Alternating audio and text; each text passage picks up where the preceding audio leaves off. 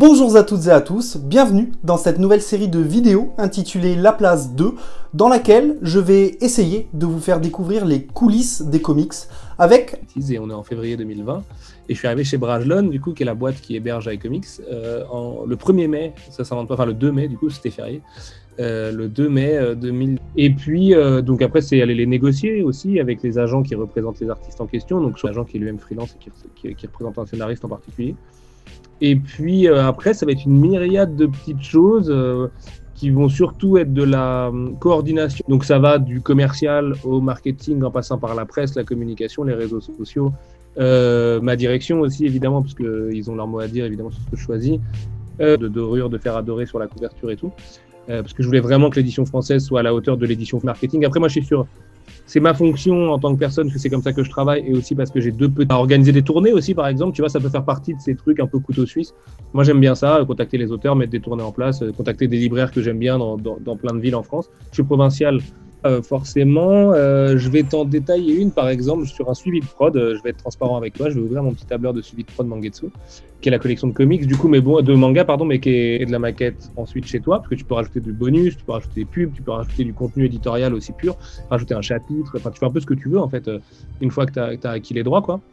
Gabarit technique, alors moi j'ai la chance que la fabrication s'en occupe beaucoup à ma place parce que j'ai vraiment des super fabricantes autour de moi. Black Studio, que je salue bien fort, fait aussi de l'onomatopée par exemple sur Bitterroot chez nous, et donc va adapter de l'onomatopée. Donc ça c'est choisir en fait ton lettreur et la personne en charge de l'onomatopée, donc le graphiste, le maquettiste aussi, production des fichiers, l'envoi en trad et les pages pour dans le guidon.